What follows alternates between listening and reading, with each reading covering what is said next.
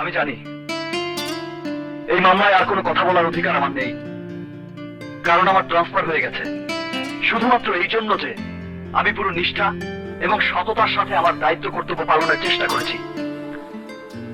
30 বছর ধরে ডিপার্টমেন্টের অফিসাররা সততার নিষ্ঠার সাথে দায়িত্ব পালন করে আমার মতো বদনামের ভাগী হয় শুধুমাত্র মুষ্টিমেয় কিছু সদস্যের জন্য, যারা বাড়ি গাড়ি আর টাকার পাহাড় গড়ার জন্য পুলিশের পোশাক গায়ে পড়েছে।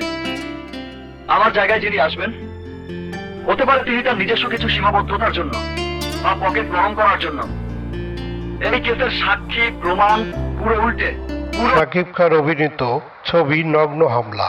এই ছবিতে সাদাত হোসেন লিটন পরিচালিত ছবিটি বাংলাদেশের কোর্ট কাছারি নিয়ে ছবিটি তৈরি করেছেন। শাকিব খান আদালতে জজ সাহেবের সাথে প্রশ্ন করে, কেন কোর্ট এত লম্বা ভাবে চলে?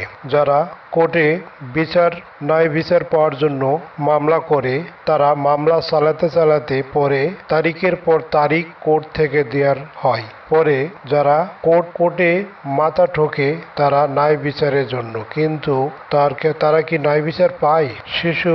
শিশু দর্শন, মহিলা দর্শন, নগ্ন হামলা, এই নিয়ে শাকিব খানের অভিনীত নায়িকা নদী, মিশা সদাগর, ডন, আলিরাজ, শাহানাজ, মিশা সদাগর, কাহিনী লেগেছে জহির বাবু, চিত্রনাট্যকার সাদাত হোসেন লিটন, সংলাপ গাজী জাহাঙ্গীর। ছবিটি মুক্তি পেয়েছে 2005 সালে জুন 24 জুনে।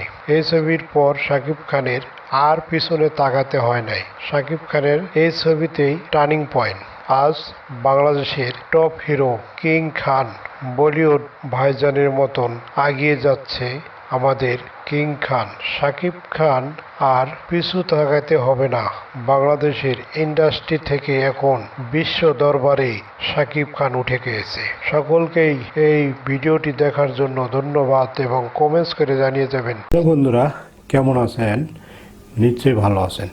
আপনাদের মাঝে আমি নিয়ে আসলাম HK1 বাংলা মুভি। এই চ্যানেলটি বিনোদনমূলক একটি চ্যানেল, আর এই চ্যানেলে যদি আপনারা সাবস্ক্রাইবার এবং বেল আইকনটি বাজিয়ে রাখেন, আপনারা নতুন আপডেট নিউ ভিডিও দেখতে পাবেন। HK1 বাংলা মুভি এই চ্যানেলটি অবশ্যই আপনারা সাবস্ক্রাইবার করে রাখবেন এবং বেল আইকনটি বাজিয়ে রাখবেন। আপনাদেরকে অসংখ্য ধন্যবাদ।